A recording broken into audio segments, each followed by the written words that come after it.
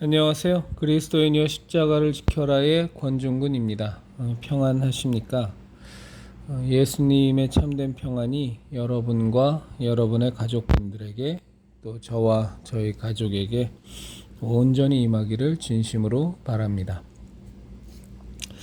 이제 저도 아이가 이제 셋이 있으니까는요.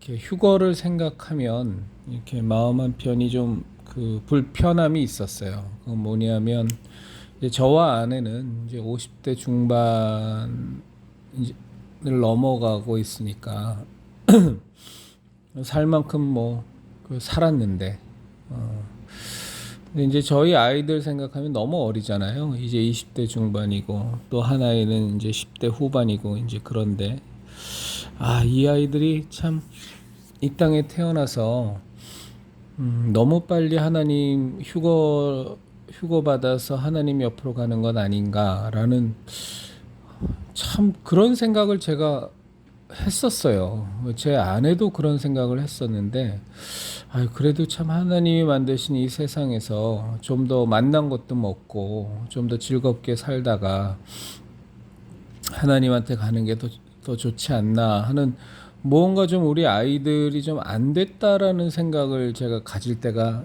많았거든요. 근데 참 얼마 전에 그 부분을 놓고서 하나님 앞에서 참 죄송했어요. 죄송했고 내가 아직도 이 땅에서 주는 그 기쁨과 이 땅에서 주는 평안함과 이 땅에서 주는 어떤 즐거움에 대해서 너무나 큰 가치를 부여하고 있구나라는 생각을 하게 되면서 하나님 앞에 굉장히 좀 죄송했습니다. 그러면서 이 마라나타 신앙이라는 것, 주여 어서 오시옵소서의 신앙이라는 것이 진정한 고백으로 나오는 것이 만만한 일이 아니구나. 입으로는 저 자신도 입으로는 맨날 순례자의 길이요, 여행자의 길이요, 나그네의 삶이요.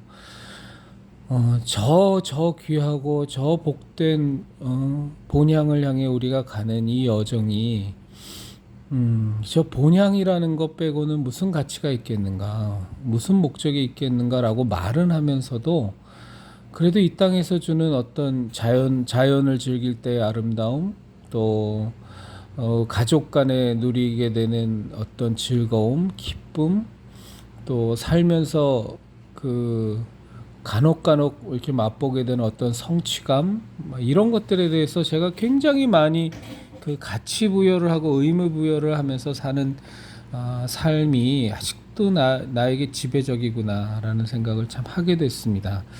그래서 그거 반성하고 하나님 앞에서 좀 생각을 고쳐 먹으면서 우리 아이들이 어느 날 하나님 오라 하실 때 나나 제 아내나 우리 새 아이나 모두가 다 휴거 받아서 하나님 품에 안긴다라는 것이 우리 아이들에게도 정말로 큰 복이겠구나. 이 땅에서 아무리 즐겁든 얼마나 기쁘던 간에 그 모든 것을 다 합쳐도 우리가 하나님 안에서 온전하신 저 거룩하시고 저 전능하신 그리고 그 아들 독생자 예수 그리스도를 십자가에 못 박아 죽이시면서까지 우리를 구원하고자 하셨던 그 하나님의 사랑 속에 온전히 거하는 그 기쁨에 비하면 이 땅에서 주는 모든 즐거움과 기쁨을 몽땅 다 합쳐도 천국에서의 하루만 같겠습니까? 그렇죠? 그래서 저 자신도 좀 많이 반성하고 생각을 좀 고쳐먹는 계기가 되었습니다. 우리 그리스도인의 십자가를 지켜라의 채널과 함께 하시는 우리 형제 자매님들에게도 정말 나누고 싶은 것은 우리의 신앙이 이제는 진짜로 실제적이 되어야 한다. 입술만에 고백하면서 스스로 만족하고 스스로 착각하고 그러면서도 세상 것에 연연하고 세상 것에 필요 이상의 가치를 부여하고 이런 것들은 수정되어야 되겠다. 는 그런 좀 말씀을 좀 드립니다. 그래서 형제 자매님들과 저나 또 우리 가족들이나 진정으로 주여 어서 오시옵소서. 저는 하루라도 빨리 주님 품에 가기를 원하나이다. 라는 고백이 할 수만 있다면 정말 100% 진실하게 하나님 앞에 고백을 드릴 수 있는 우리들이 되었으면 하기를 진심으로 바랍니다. 제가 이전에도 한번 말씀드렸던 것 같은데 그리스도인들이 갖는 가장 커다란 예수님을 믿지 않는 자들과의 어떤 삶에서의 차이점이 뭘까를 생각해 보면 진실함인 것 같습니다. 예수님께서도 참 여러 차례 말씀하셨던 것처럼 진실로 진실로 내가 이르노니, 우리 그리스도인들은 참 진실해야 될 것 같아요.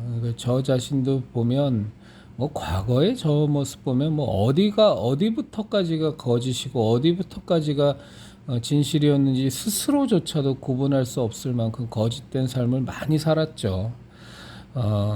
크던 작던 선이건 악이건 거짓말 무지무지 많이 했고 또 지금도 그런 모습이 많이 남아 있습니다. 그런데 우리 그리스도인들은 정말 그렇게 살면 안 되겠다는 생각을 합니다. 우리 그리스도인들은 어떤 상황에서도 어떤 불이익이 눈앞에 있어도 우리들은 진실해야 되겠다. 왜? 우리가 정말로 우리를 눈동자같이 살펴보시는 하나님이 바로 우리 옆에 계시니까. 우리 손을 잡고 계시고 우리를 지금 이 순간도 지켜보고 계시고 우리를 살펴보고 계시는데 우리가 어떻게 그것을 신앙으로 고백하고 의식하고 살면서 그렇게 거짓말을 말하고 거짓된 행동을 하고 그럴 수 있겠어요. 그렇죠? 그래서 정말로 우리들은 좀 진실함을 많이 좀 회복해야 되겠다. 그것을 놓고 하나님께 당신의 진실함을 우리가 진정으로 우리에게 채워지도록 우리가 기도도 많이 하고 그렇게 해야 되겠다는 생각을 합니다. 뭐 이전에도 말씀드렸지만 우리 그 가장 더러운 판 그러면 이제 정치판일 텐데, 그리고 이제 돈이 굴러가는 판도 좀 굉장하잖아요. 저는 예전에 증권 투자를 참 그 여러 차례 했었는데 증권 시장 가보면 진짜 사기꾼이 득실득실 거리거든요. 근데 이제 그거보다 좀 더 심한 게 이제 정치판인 것 같아요. 이제 거기서도 이제 득실득실하죠. 근데 뭐 거기에 기독교 종교란에 기독교를라고 쓰는 뭐 소위 말하는 국회의원들이 뭐 한 40% 된다니까. 그들에게 있어서 뭐 기독교라는 것이 무슨 의미가 있는지 모르겠습니다만 뭐 굳이 찾는다면 기독교인들 표를 얻기 위한 종교라 그 목적 하나겠죠. 근데 참 적응이 안 돼요. 참 지금도 이제 이재명이나 그 부인이나 이렇게 물론 뭐 제가 별로 인정이 안 되는 교회들 주로 대형 교회 가서 그 표 얻으려고 뭐 세eden 교회니 뭐 사랑의 교회니 뭐 이런 교회들 쫓아다니면서 뭐 매주일마다 예배드리는 모습이 이렇게 그 카메라에 잡히는 거 보면 참 적응이 안 됩니다. 제가 어저께 말씀드린 것처럼 이제는 뭐 목사에 대해서는 제가 알려드릴 내용은 알려드리겠습니다. 근데 이제 기대하지 않기로 했기 때문에 포기했기 때문에 이제 그들에게 무엇을 기대하고 바라는 그 시간에 우리들 그리스도인들이 좀 더 하나님의 명령을 좇아서 하나님의 뜻에 따라서 우리들 그 소위 말해서 참 평신도 우리들 그리스도인들이 하나님 뜻대로 살기 위한 하나님 뜻에 합당하게 합당한 일들을 이루기 위한 우리들의 여러 가지 모습들, 행동들, 실천 과제들 뭐 이런 것들에 더 집중하자. 이제 뭐 목사에 대해서 뭘 자꾸 바라고 그들이 무슨 판을 깔아주길 바라는 것은 이제 접자는 마음인데, 이제 그러면서도 이제 마음 한편으로 자꾸 미련이 있는 거예요. 그런 이제 이재명이나 그 부인이나 와서 예배드리는 모습 보면 뭐 수십 번씩 카메라에 비추면서 자랑할 게 아니고 조금이라도 의식이 있고 신앙심이 있는 목사라면 오히려 굉장히 호통을 쳐야 될 텐데 당신이 정말로 이 자리에 앉아 있는 이유가 예배를 드리기 위한 거냐 아니면 표를 얻기 위한 거냐. 표를 얻기 위한 거라면 당장 꺼지라고 뭐 호통을 쳐야 될 것인데 뭘 기대하겠습니까, 그렇죠? 이제 그럼에도 불구하고 하여간 그런 모습들이 자꾸 카메라에 나오면 속이 상하고 하나님의 교회에 저런 인간들이 들어와서 한 표라도 더 얻어보려고 길을 쓰고 앉아 있고 예수님은 관심도 없고 하나님의 뜻에 대해서 무슨 관심이 있겠어요, 그 사람들이. 그리고 또 그 사람들 또 왔다고 또 일어나서 또 인사하고 악수하지 못해서 아주 안달복달이 나고 이런 교인들 보면서 이제 그것에도 좀 이렇게 마음이 초연해져야 되는데 언젠간 그렇게 되겠죠. 언젠간 그렇게 될 것이고 아마도 그런 것에 이렇게 제가 더 초연한 자세를 갖지 못하는 이유는 제가 무언가 더 하나님의 나라를 위해서 더 구체적으로 매진하지 못하고 있고 그것에 올인을 하지 못하고 있는 나에 대한 어떤 아쉬움, 나에 대한 불만족이 오히려 그런 쪽으로 더 투영이 되는 것은 아닌가 하는 생각을 요즘 많이 갖습니다. 그래서 우리 소위 그 세상의 시쳇말로 개가 짖어도 기차는 달린다고 이 마귀가 뭔 짓거리를 해도 무슨 짓거리를 하고 뭘 한들아 무슨 방해 공작을 하고 무슨 위협을 할지라도 우리 그리스도인들은 오직 십자가를 향해서 그리스도 예수님의 핏대를 향해서 가열차게 열심히 여태까지 살아온 게 시속 50km, 60km로 달리는 기차였다면 이제 뭐 마지막 날이 점점 가까울수록 우리가 피치를 올려야 되잖아요.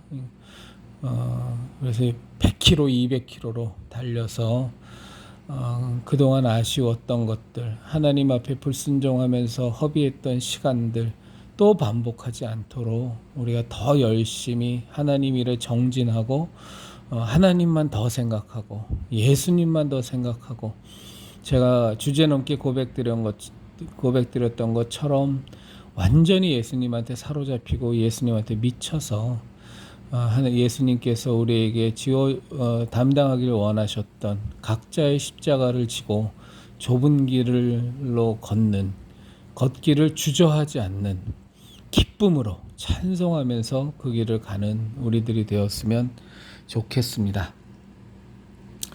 오늘 사실은 하지 말까 이 시간을 갖지 말까 생각을 했었는데 또 하나님께서 몇 가지 생각을 주셔서 지금 이제 앞에 그 내용들을 나눴고요. 또 주신 생각이 있어서 함께 나누도록 하겠습니다. 여러분들은 어떠십니까? 그러니까 오늘 갑자기 문득 든 게 뭐냐면 든 생각이 아예 한국의 교회가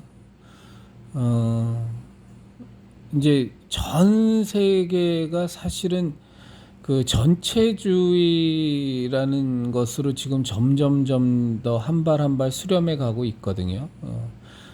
그 수렴해 가는 속도는 이번 코로나 바이러스 사태를 겪으면서 훨씬 더 가속도가 붙은 것 같습니다. 지금 UN 아젠다 2030도 마찬가지고 또 요즘 많이 나오는 사실 몇 해 전서부터 한국에서는 그 중앙일보 홍석현의 여시제를 중심으로 해갖고 코리아 리셋이라는 것이 있었는데 그 코리아 리셋이라는 것은 사실 그 유엔의 아젠다와 맥을 같이 하는 그 그레이트 리셋의 한 분파잖아요. 근데 이제 그쪽으로 어쨌거나 가고 있습니다. 가고 있는데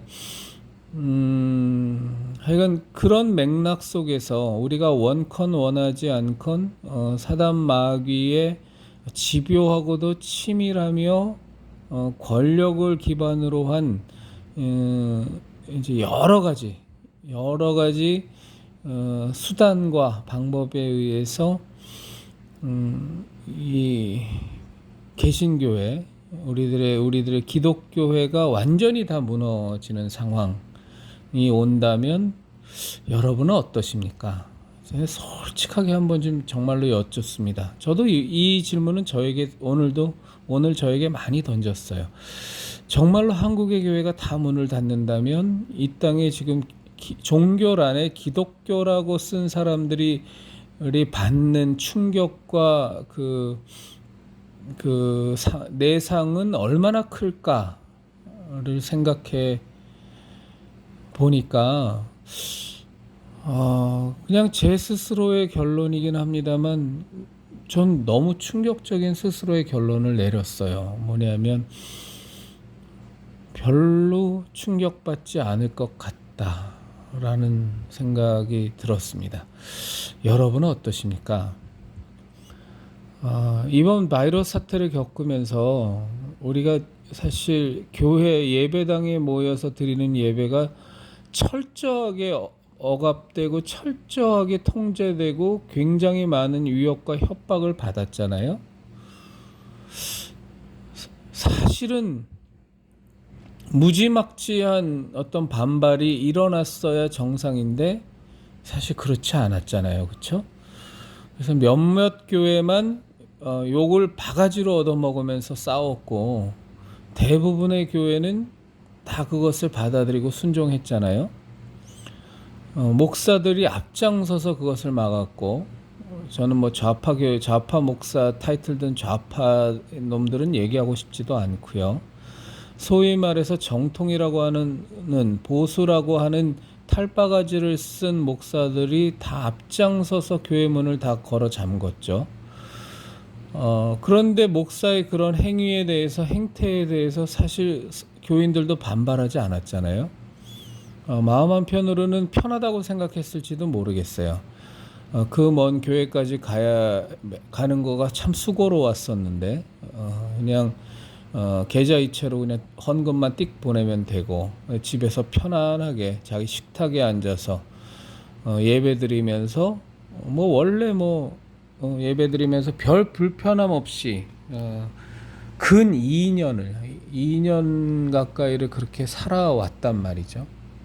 사실은 어제도 말씀드렸지만 굉장히 충격적인 일이었죠. 우리들에게 정상적인 신앙인의 입장에서 보면 이건 천지가 개벽하는 일이 벌어진 겁니다. 예배라는 것을 양보할 수 있는 예배라는 것을 모여서 예배드리는 것을 얼마든지 유보할 수 있고 얼마든지 양보할 수 있는 교인들끼리 모여서 서로 공동체를 이루어 교인들끼리 서로 연합하여 기도하고 교제하고 식사를 함께 나누며 서로의 상황을 놓고 기도하고 눈물 흘리고 위로해주는 그리고 함께 기뻐하고 함께 슬퍼해주는 이런 것들을 에 대해서 거의 전적으로 방해를 받는 상황이었음에도 불구하고 큰 반발 없이 큰 무리 없이 우리들은 살아왔습니다. 사실은 이제 한국 교회와 한국 기독교인들의 신앙 수준, 영적 상태가 완전히 다 백일화에 드러나 버렸죠. 우리가 이 모양 이 수준이었던 겁니다. 이 모양 이 수준이었는데 사실은 이 상황을 통해서 깨어난 사람들, 알곡들은 분명히 더 깨어났어요. 그렇지만 절대 다수의 기독교인들은 아직도 가라지의 상태로 그냥 있다는 거죠. 그런데 이 전 세계적으로 지금 큰 도도한 물결처럼 가는 이 전체주의 통제 사회로 가는 이 방향성 속에서 가장 걸림돌이 되는 게 사실은 교회거든요. 교회는 철저한 개인의 신앙, 철저한 개인의 자유를 어느 것과도 타협할 수 없는, 우리들은 내 스스로가 예수님 믿겠다고 사실 우리들의 선진들은 사자밥이 돼도 그냥 사자밥이 됐었으니까요. 나의 신앙의 자유, 내가 예수님 믿는 이 신앙을 아무리 총과 칼과 맹수와 어떤 위협으로 죽음의 위협 속에서도 나는 굴하지 않겠노라라고 해왔던 것이 우리 기독교 신앙의 참 멋진 모습들이었는데, 사실 이 바이러스라는 자칫 잘못하면 중병으로 갈 수 있고 자칫 잘못하면 죽을 수 있다라는 이런 그 공포 분위기 속에서 완전히 우리들은 타협해 버렸거든요. 목사들은 아예 총대를 메고 앞장섰고, 그것을 교인들도 반가워하는 교인들도 전 많았다고 생각해요. 얼마나 귀찮았겠어요. 교회 가서 예배드린 거 좋아도 안 했는데 어차피 이미 나에게는 기독교가 하나의 종교일 뿐인데 굳이 그 먼 교회까지 안 가도 되니까, 주차 스트레스 안 받아도 되고, 별로 만나고 싶지 않은 교인들 안 만나도 되고, 그냥 헌금은 그냥 10,000원짜리 20,000원짜리 혹은 뭐 11조를 한 사람이라면 그냥 계좌이체로 띡 보내버리면 뭐 또 마음은 또 후련하고, 그래서 완전히 실력이 다 드러나 버린 거죠. 근데 이런 상황 속에서 혹은 이런 것들에 대한 기독교에 대한 이런 그 핍박과 이런 식의 통제가 예를 들어서 훈련처럼 몇 번 더 반복되고 난 뒤에 어차피 이 전체주의 사회는 기독교에 대해서 계속 위협을 가할 테니까, 그래서 몇 번의 통제를 더 거치고 난 뒤라면 아예 기독교회가 이 땅에서, 이 대한민국은 물론이고 전 세계적으로 다 사라진다고 할지라도 얼마나 어느 정도의 반발과 어느 정도의 저항이 일어날 것인가를 생각해 보니까 참 저는 제 마음이 참담했습니다. 거의 아무 일 일어날 것 같지 않습니다. 거의 아무 일 일어날 것 같지 않고요. 우리들의 신앙 수준이라는 것이 그 정도였던 것 같습니다.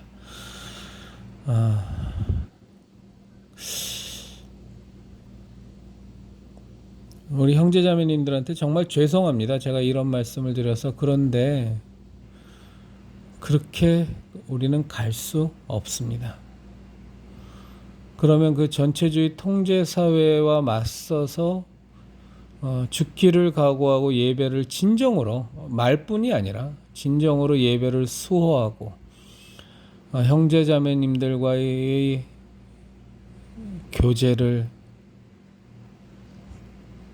너무너무 귀하게 여기고 함께 하면서 울고 웃고 그 서로를 위해 기도하는 것을 너무 소중히 여기는 이 하나님께서 만들어 놓으신 이 교회의 아름다운 모습, 반드시 지켜야 되는 모습을 놓고 싸워야 하는 사명을 가진 자가 누구냐?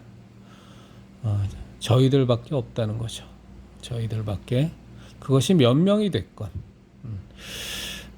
누굴 위해서 그렇게 하느냐? 한국교회의 회복을 위해서, 혹은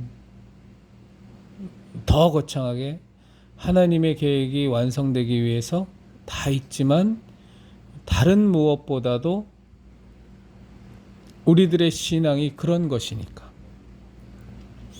하나님이 우리에게 주신 그 구원의 신앙이, 하나님이 우리에게 주신 그 복음의 능력이, 예수님의 은혜로 우리가 받은 그 신앙의 가치가 그런 것이니까 그것을 진정으로 믿고 따르는 우리들이 싸워야 될 겁니다. 그 싸움은 굉장히 외로울 겁니다. 사실 이번에 그 문재인 정권 쪽에서 그 교회 폐쇄에 항거하고 저항하는 교회들에 대해서 취한 어떤 그 행정명령의 강도를 보면 교회에 쇠사슬을 채우고 못 들어가게 하고 벌금을 매기는 그런 것들을 했죠. 근데 사실은 우리가 믿는 믿음의 선진들이 받았던 어떤 예수님을 믿기 위해서, 그 신앙을 지키기 위해서 받았던 고난과 어려움에 비교해 보면 그것은 어린아이 장난 수준이었죠. 그렇죠?